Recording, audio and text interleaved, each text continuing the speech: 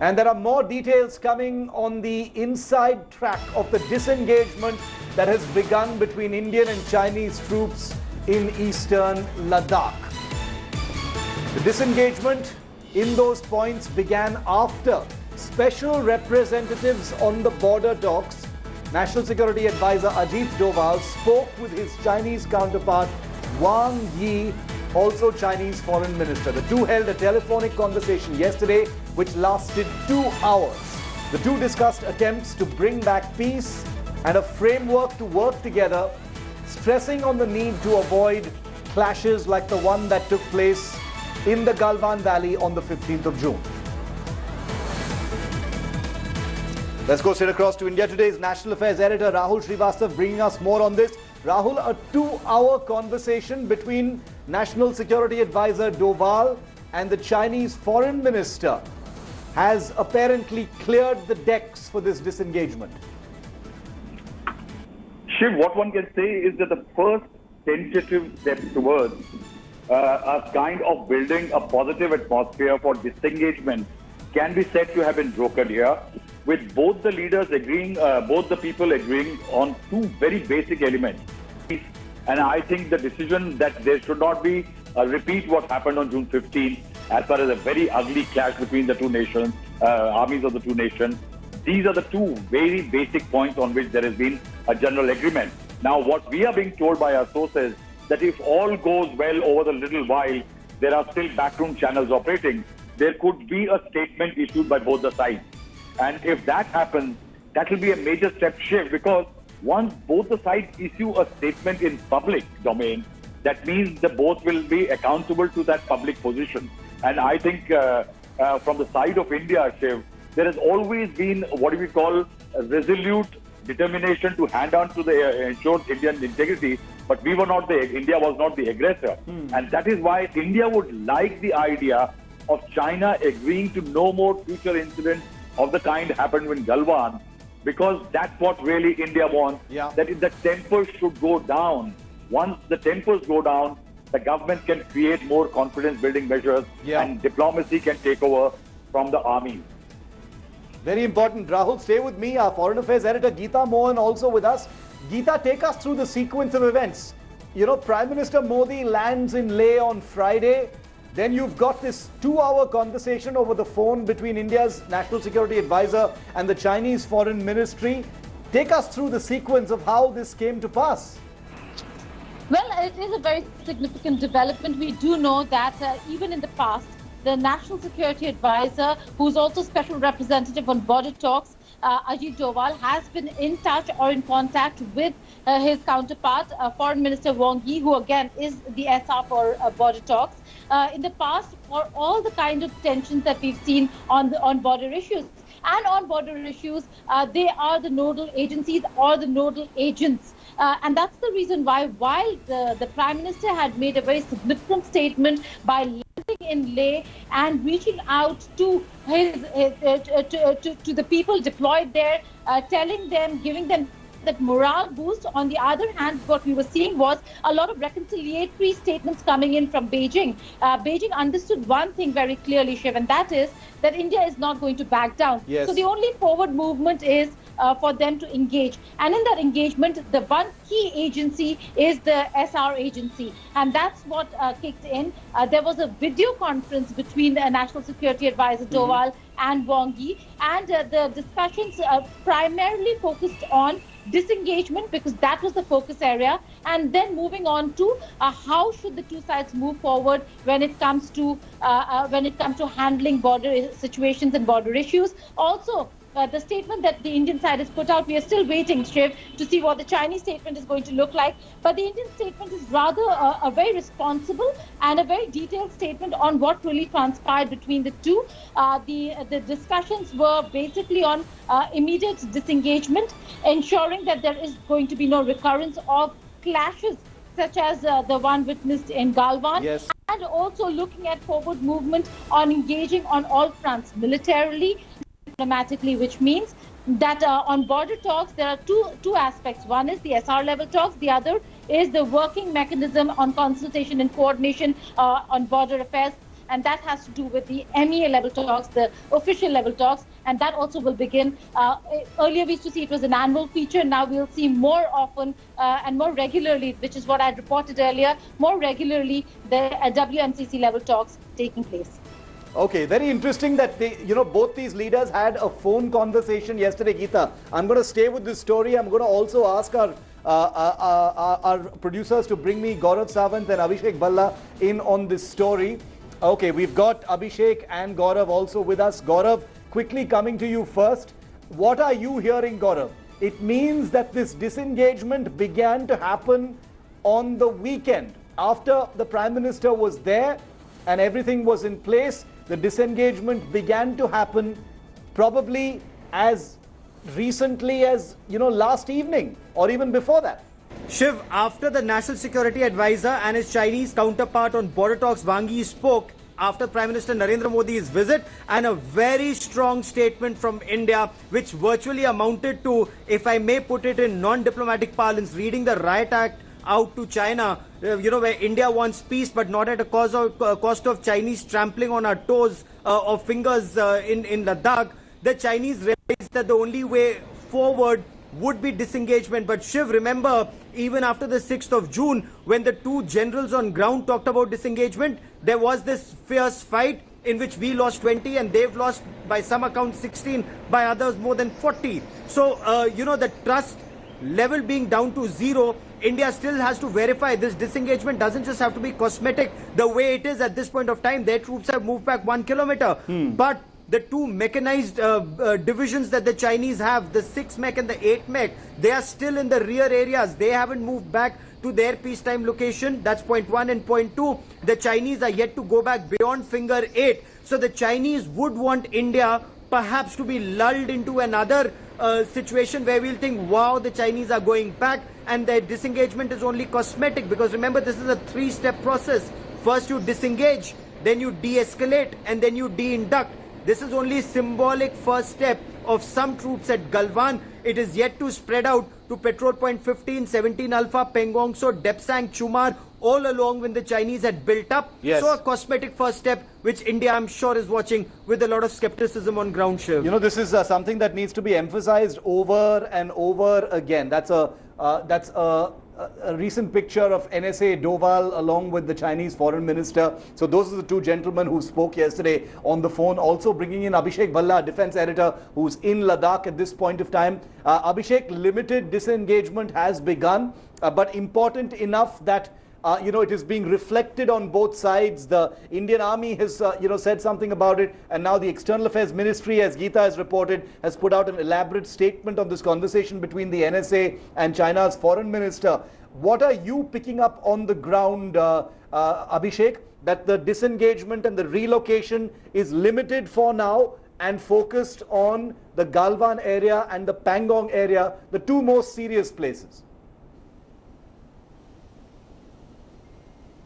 Shiv, somebody on the ground who's, observing the situation very, very closely told me that this is a piecemeal effort to diffuse the hostilities, if one can put it that way. Yeah. And it's just a first little step towards disengagement. It certainly is not a de-escalation of any kind at this point of time. Yes, at Galwan, it's visibly seen that the tents have been removed. Some of the big vehicles that had come very close to Petrol Point 14, which is India's perception of the line of actual control, they have moved back. There seems to be some thinning of the strength as far as the Chinese forces are concerned. But there remains a big concern because all of this needs to be verified on the ground. Physical verification is part of the protocol that has been discussed in the previous meeting at the Corps Commander level, and the Indian Army would like to do this because remember, Shiv, you have reported in detail what happened on the 15th of June after the Indian verification patrol went precisely to see whether the observation post that the Chinese had put up at PP14 has been removed or not. There was a big assault from the Chinese side. So the Indian Army doesn't want a repeat of that, and that's why they are watching the situation extremely closely. It's just one place in a phased manner where some amount of disengagement, if one can say, has taken place. Okay, this is I want to caution all of my viewers, because there may be a, after 60 days, and let me just also remind all of our viewers that today is the 6th of July, which marks the second month. It's 60 days now since the standoff actually began in eastern Ladakh. And remember, it began on the night of the 5th and 6th. So early morning on the 6th is when the standoff actually kicked off in eastern Ladakh. So today marks 2 months since the standoff actually began, and the first signs of some kind of disengagement. Rahul Srivastava, our National Affairs editor, is also with us. Rahul, disengagement is happening in a piecemeal manner, cosmetic, relocation of some troops to make sure there is no conflagration. Buffer zone, as we reported first, has been created in Galwan. But clearly, the relocation has been important enough for the External Affairs Ministry to issue a pretty detailed press release. And we all know that press releases and statements from the government have been very few and far between during this standoff season. Yes, sure. The government, there is a very difficult situation in which to take a position can have serious ramifications both in the domestic sphere and internationally. And that's why the number of kind of statements have been very measured and very few. One point which is very important in this is that during the discussions, what sources are saying is that what the National Security Advisor, Mr. Doval, was very keen on and emphasized again and again was a point that there has to be a complete and clear transmission of and clarity on the intent of what is the discussion between the two leaders down till the last denominator at the borders. It should not be that there should be any sense of confusion. The second important element is, Shiv, that both sides right now do not want to come out with anything which may seem like under duress kind of a backing down or a disengagement. Both want a disengagement which is respectable in character to both the sides, and so that it does not seem that one side has surrendered, the other had an upper hand as far as the negotiations are concerned. And that is why it's a very delicate situation. Remember, China is locked into nearly 16 odd border disputes with nations, and any kind of signal that India has had an upper hand may be very difficult as far as the political dispensation in China is concerned. And that is why from the Chinese side and the Indian side, the discussions are very cautious. The second very interesting element, what people are saying also, the Chinese are worried.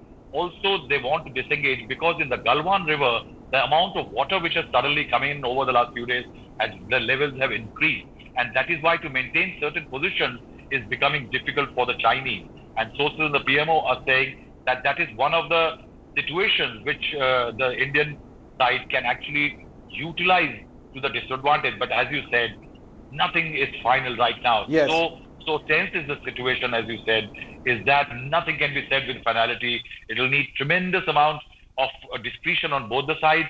And as you said, inspections and confirmations and verifications will remain the order of the day. Coming back to you, what kind of verifications are happening on the ground? Like you rightly pointed out, that operational readiness remains maximum from the Indian side. There is no trusting the Chinese. Even in the 1962 war, even though both countries are not the same, especially India, the Galwan Valley had been disengaged and then the war actually happened. So nobody is going to, sort of celebrate or pop the bubbly, as it were, as far as this very limited disengagement is concerned, despite some journalists making it seem like it's something to celebrate. But how is the Indian Army verifying the relocation of these camps and troops on the ground, Gaurav? Can you explain that for us? Shiv, so what was decided between the corps commanders both on the 6th and again on the 22nd was verification of movement back, and both sides will verify each other's move back. So because the Chinese came in first, they moved back first. That is what General Harinder Singh made very clear to General Lin Liu. So the first point is Galwan face off. The Chinese party moves back. Initially it was decided 500 meters, then a kilometer. They move back a kilometer, and the Indian side will first send in unmanned aerial vehicles to verify and then send in a patrol party to verify. Once that patrol party verifies, signs off on Chinese move back, then the Chinese verify whether India has moved back another kilometer. So that way there's a 2-kilometer long buffer zone that's created on either side. That's the first step that will be taken at Galwan. If that's successful at Galwan, verified by both sides. Then the next step is Patrol Point 15, 17 Alpha. Pangong So remains the trickiest because that is where the Chinese are claiming that they are not even up to their claim line. They are at finger 4. India wants them to move back beyond finger 8 to Sirija, which is where they were before May. So step-by-step approach is being adopted where unmanned aerial vehicles will be sent, troops on ground will be sent, both sides will verify each other's move back. That is the roadmap.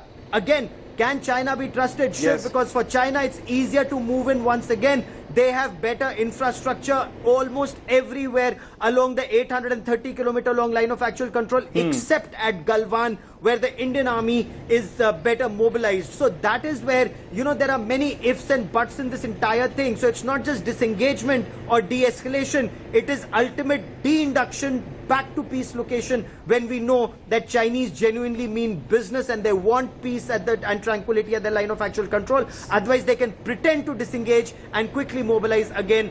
That is where India will not be taken for a ride. So there are also various steps that India is taking in that regard, Shiv, as you well know, Yes, to ensure that the Chinese do not come back quickly once they disengage and de-induct. So limited disengagement has happened.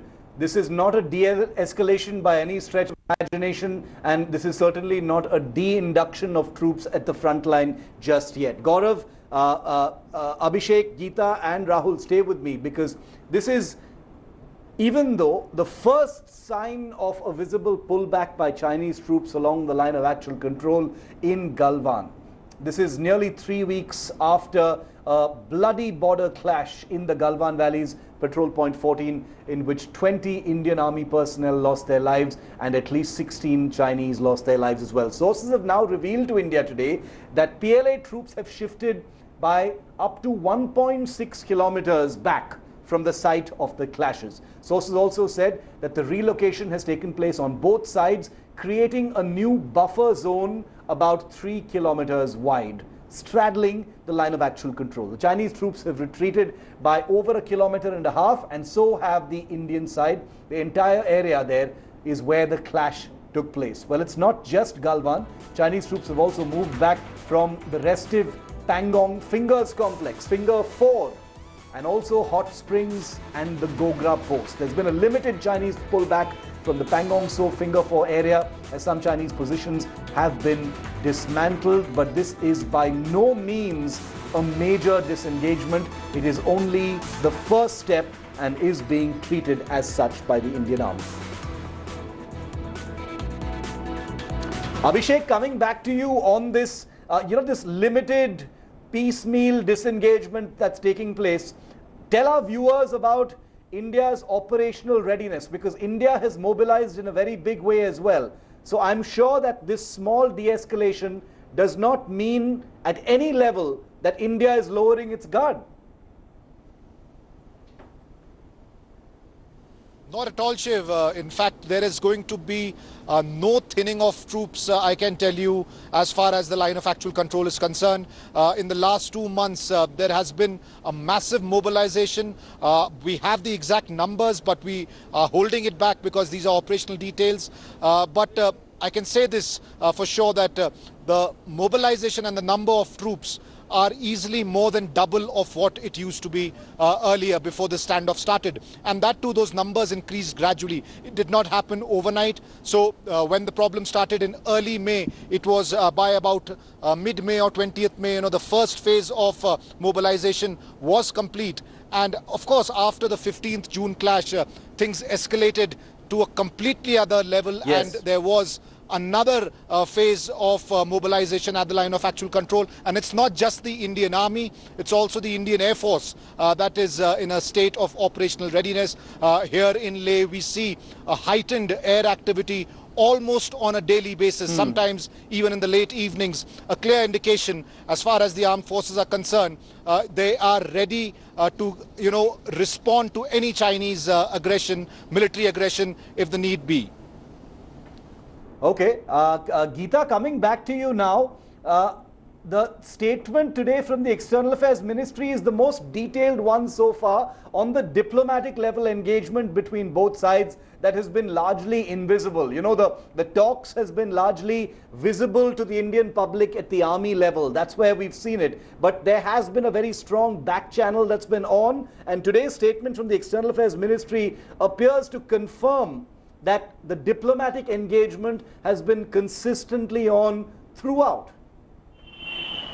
Well, that's right. Diplomatic engagement at the official level, that's the WMCC, at the division level, as also at the embassy level, have continued to ensure that there can be an SR level talk between India and China at a time when, like you said, the tensions are heightened. And can we trust China? Now, Shiv, you follow the entire process and you followed it militarily, looking at it through the military prism. Speaking of the 2 months since the entire standoff began. Let me tell you the MEA perspective. Now, the diplomacy perspective for me, the 2 months is the 6th of July today being significant. It's the Dalai Lama's 85th birthday. And today, if there is disengagement, if China is wanting to move back, could very well be a tactic because they don't want any important, strong statements coming from New Delhi in support of the Tibetan religious leader. We haven't seen, apart from Kiran Rijiju, any statement from the leadership. The Prime Minister is yet to wish the Dalai Lama. Last time he did not tweet. He tweets normally. He did not tweet. He called the Dalai Lama. This time, I'm yet to hear from the Dalai Lama's office whether if the Prime Minister has spoken to His Holiness the Dalai Lama or not. So that's a very significant, it's a very significant day for China to be moving back. And like you said, I don't trust China right now. We'll still have to wait and see whether if they're going to come back, whether if this is temporary, and whether if it is only aimed at ensuring that things are quietened on the Tibet front. Rahul, what next now? You know, politically speaking, for a public that has been transfixed by this story, it's going to seem like Prime Minister Modi was there on Friday and kuch hi din baad ye disengagement ho gaya hai Ladakh mein. You know, that's going to be one way to look at it. But there was a great deal of messaging from what the Prime Minister had also, done when he was there. We saw how China had immediately reacted to what the Prime Minister had said once he landed there, even though he didn't even mention China once. Take us through, help us understand that and the link between the Prime Minister's visit and what we're seeing happening today. Shiv, this whole what happened on the day that Prime Minister went to Leh and aftermath, there is one consistent line you will see. That right since Narendra Modi took power in 2014, there was a tough on the national security issues. There was a very clear template the government has built. And if you recall, just before his campaign started for 2014, one of the first rally he addressed was in Rewari, addressing ex-soldiers. And that is the kind of positioning the Prime Minister has taken. So if the OROP element started at that time, even in his Leh speech to the soldiers, he mentioned OROP. There is been a bit of consistency on that. And the government and the BJP especially feel that that is one plank which is working. Even at the start of the 2019 Lok Sabha elections, we found there was a period when Rahul Gandhi and Congress and opposition seemed to be succeeding. But Pulwama terror attack and the Balakot strike eventually completely altered the picture, and Modi came back higher, stronger as far as that national security and integrity of and sovereignty of the nation issues are concerned. And that is where the line and the action of the government somewhere has a very deep political domestic element to it. The government does not want to show that it wants to move back anywhere on it. It has sent in more troops. There has been a very strong presence by the Indian forces. The government has given the signal at multiple levels that it is backing the forces, given the kind of freedom which they have. And that is why, as I mentioned earlier, even at a moment like this, somewhere the government will not indulge in severe chest beating, primarily because chest beating on an issue, on a border standoff with China has pitfalls. Because Chinese cannot be trusted with what they say today in a conversation with Doval, and India comes out and takes a stand which is radically positive. Yes. There can be a setback. And that's why India does not want to relinquish, the government does not want to relinquish that platform, but it does not want to be going to an overdrive, celebrating, as you said, opening the bubblies. Correct. Primarily because there are pitfalls ahead. And that pitfall is the element that the government will work at in future. That is one area where our forces will remain, diplomatic pressure will remain, companies, Chinese in business interests will keep getting targeted. Yes. That pressure will remain, and that pressure will also keep sending domestic political signals. Very, very important point there. Rahul and Abhishek, thank you very much for joining me. Hi everyone, Preeti Chaudhary here. Hope you like this video. For latest news and analysis, like and subscribe to the India Today YouTube channel. And don't forget to press the bell icon to stay updated. Thank you for watching.